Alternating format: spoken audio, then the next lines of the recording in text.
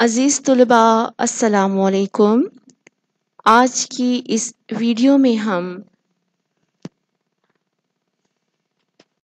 جماعت دہم میں پڑھائے جانے والے مضمون اردو میں آنے والا اپنا افسانہ مجھے میرے دوستوں سے بچاؤ پڑھنے جا رہے ہیں۔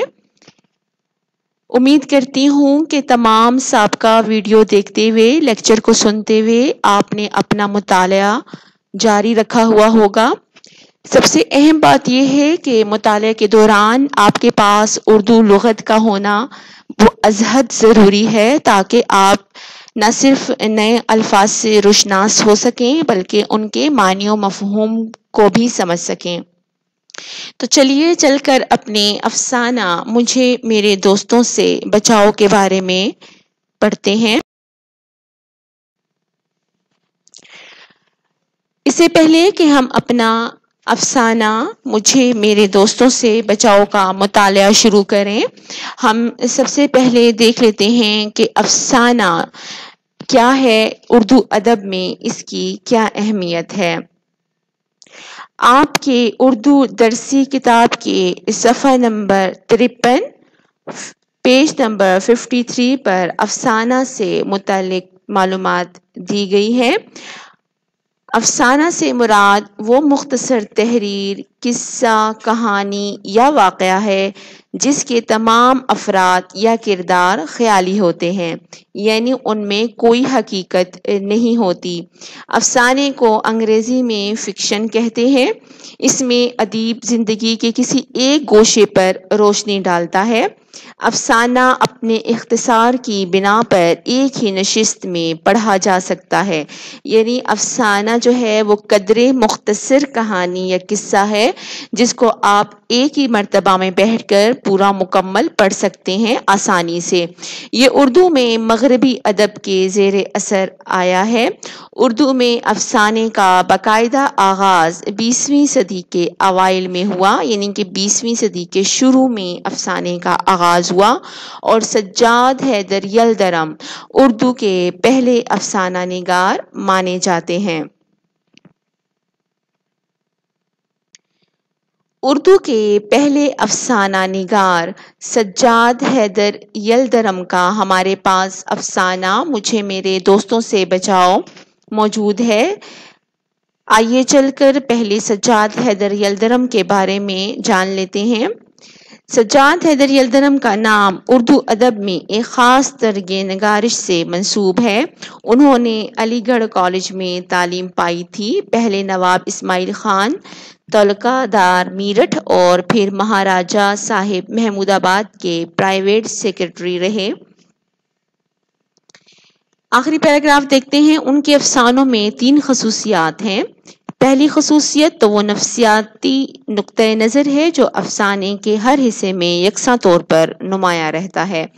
دوسری خصوصیت رومان ہے، وہ ایک رومانی افسانہ نگار ہیں۔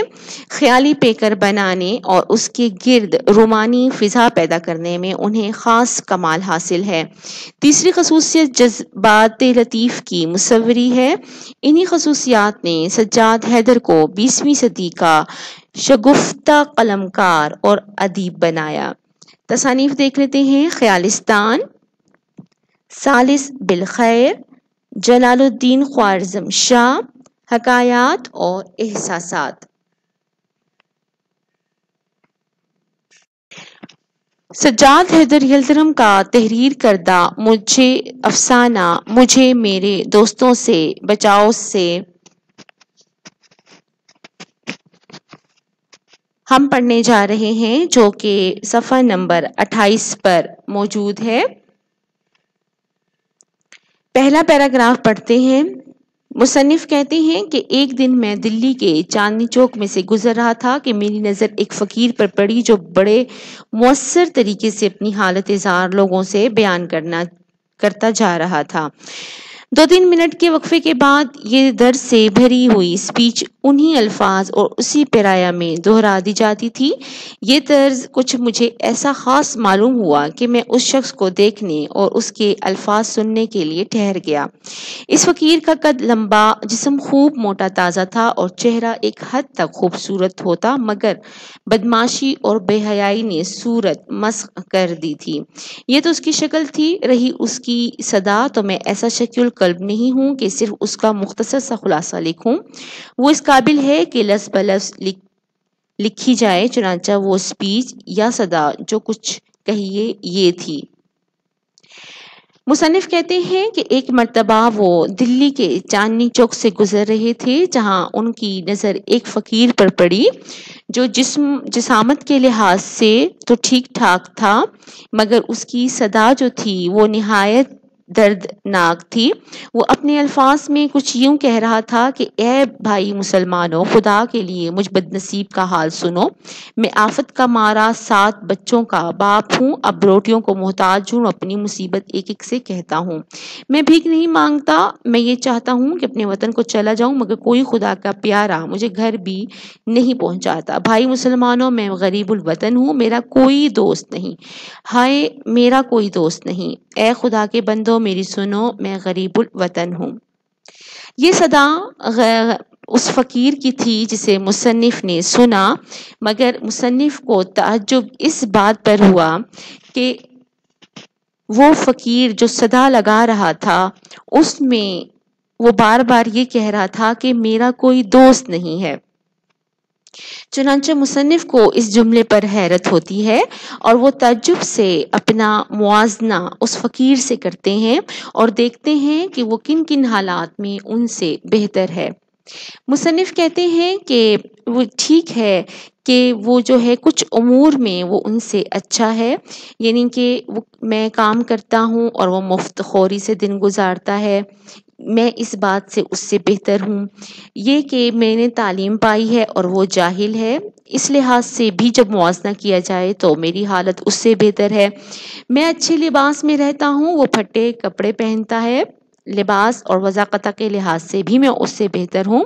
بس یہاں تک میں اس سے بہتر ہوں، آگے بڑھ کر اس کی حالت مجھ سے بدرجہ اچھی ہے۔ کیوں اچھی ہے؟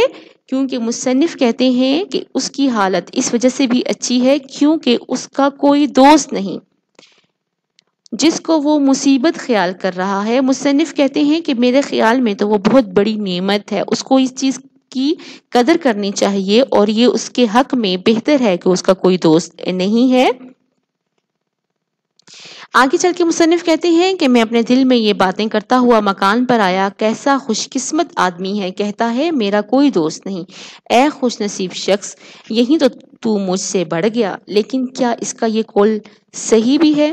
یعنی کیا اصل میں اس کا کوئی دوست نہیں جو میرے دوستوں کی طرح اسے دن بھر میں 5 منٹ کی بھی فرصت نہ دے؟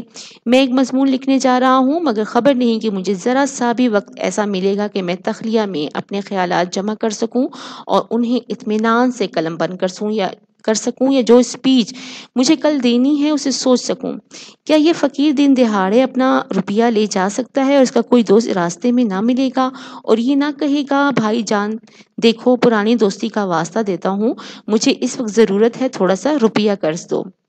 یعنی کہ مصنف جو ہیں ان تمام حالات کو سوچ رہے ہیں اور خود کا موازنہ اس فقیر سے کر رہے ہیں اور دوستی کے منفی پہلوؤں کا ذکر کرتے ہوئے سوچ رہے ہیں کہ اس صورتحال میں جبکہ اس کا کوئی دوست نہیں ہے تو یہ بدرجہ اس کی حالت میری حالت سے بہتر ہے۔ آگے چل کر مصنف کیا کہتے ہیں، چلتے ہیں اپنے صفحہ نمبر 31 کی جانب، جہاں پر مصنف اپنے چند احباب، چند عزیز دوستوں کا ذکر کر رہے ہیں۔ سب سے پہلے وہ ذکر کرتے ہیں اپنے دوست احمد مرزا کا، جو بغیر اطلاع دیے انتہائی قیامت کی طرح وارد ہوتے ہیں اور مصنف چونکہ مضمون نگار ہیں تو ان کے تمام خیالات کو اپنے ساتھ یوں اڑا کر لے جاتے ہیں جیسے کوئی آندھی آ کر تمام چیزوں کو الٹ پلٹ کر کے رکھ دیتی ہے۔ کیونکہ مصنف مضمون نگار ہیں اور ان کو اپنے خیالات کو جمع کرنے کے لیے، لکھنے کے لیے تنہائی کی ضرورت پڑتی ہے، تو اس وجہ سے وہ دوستوں کے باعث جو ہے وہ تنہائی ان کو میسر نہیں ہے۔ پھر وہ اپنے آگے چل کر ایک دوسرے دوست کا ذکر کرتے ہیں جن کا نام محمد تحسین ہے۔ یہ بال بچوں والے صاحب ہیں اور رات دن انہی کی فکر میں رہتے ہیں۔ جب کبھی ملنے آتے ہیں تو تیسرے پہر کے قریب آتے ہیں۔ جب میں کام سے تو فارغ ہو چکتا ہوں لیکن اس قدر تھکا ہوا ہوتا ہوں کہ دل چاہتا ہے کہ 1 گھنٹہ آرام کرسی پر خاموش پڑا رہوں، مگر جب وہ آتے ہیں تو ان سے ملنا بھی ضروری ہوتا ہے۔ مگر مصنف کہتے ہیں کہ محمد تحسین کی تمام تر باتوں کا جو محور ہوتا ہے، تمام تر باتوں کا جو مرکز ہے، وہ صرف اور صرف ان کی بیوی، بچوں کے حالات اور موجودہ جو ان کے ساتھ جو بھی پریشانیاں ہیں بچوں کی، بیوی کی، وہ انہی کا ذکر کیے چلتے ہیں۔ تو آئیے چل کر ایک پیراگراف یہاں سے پڑھ لیتے ہیں۔ ان کے پاس باتیں کرنے کے لیے سوائے اپنی بیوی بچوں کی بیماری کے اور کوئی مضمون ہی نہیں۔ میں کتنی ہی کوشش کروں مگر وہ اس مضمون سے باہر نہیں نکلتے۔ اگر میں موسم کا ذکر کرتا ہوں تو کہتے ہیں ہاں بڑا خراب موسم ہے، میرے چھوٹے بچے کو بخار آ گیا، منجلی لڑکی کھانسی میں مبتلا ہے۔ اگر لٹریچر کے متعلق گفتگو شروع کرتا ہوں تو تحسین صاحب فوراً معذرت پیش کرتے ہیں کہ بھائی آج کل گھر بھر بیمار ہے، مجھے اتنی فرصت کہاں کہ اخبار پڑھوں۔ اگر کسی عام جلسے میں آتے تو اپنے لڑکوں کو ساتھ لیے ہوتے ہیں اور ہر ایک سے بار بار پوچھتے رہتے ہیں کہ طبیعت تو نہیں گھبراتی، پیاس تو نہیں معلوم ہوتی، کبھی کبھی نبض بھی دیکھ لیتے ہیں اور وہاں بھی کسی سے ملتے ہیں تو گھر کی بیماری ہی کا ذکر کرتے ہیں۔ تو موجودہ جو متعلقہ جو ان کا مضمون ہے افسانہ ہے، وہ ہمارے خیالستان ان کے افسانوں کا مجموعہ ہے، وہاں سے ماخوذ ہے۔ یہ تمام افسانہ جس کا اقتباس ہمارے پاس موجود تھا، مزاحیہ انداز میں لکھا گیا ہے جس میں مزاحیہ اور ظرافت سے بھرپور دوستوں کے منفی پہلوؤں پر روشنی ڈالی گئی ہے۔ جیسا کہ آپ کو کہا گیا ہے کہ سجاد حیدر یلدرم کے مختصر افسانوں کا مجموعہ خیالستان سے مجھے میرے دوستوں سے بچاؤ، ہمارے پاس جو افسانہ تھا وہ ان سے ماخوذ تھا۔ جی ایک ضروری نوٹ ملاحظہ فرمائیں، جماعت دہم تمام اسباق کا تحریری کام، تشریحات، تنقیدی جائزے کے نوٹس اسکول کی جانب سے مہیا کیے جائیں گے۔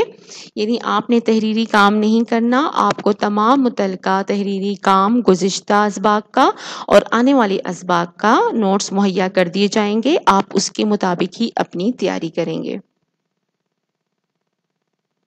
ہوں کہ تمام گزشتہ لیکچر اور موجودہ لیکچر کو سنتے ہوئے سمجھتے ہوئے آپ اپنا مطالعہ جاری رکھے ہوئے ہوں گے۔ شکریہ۔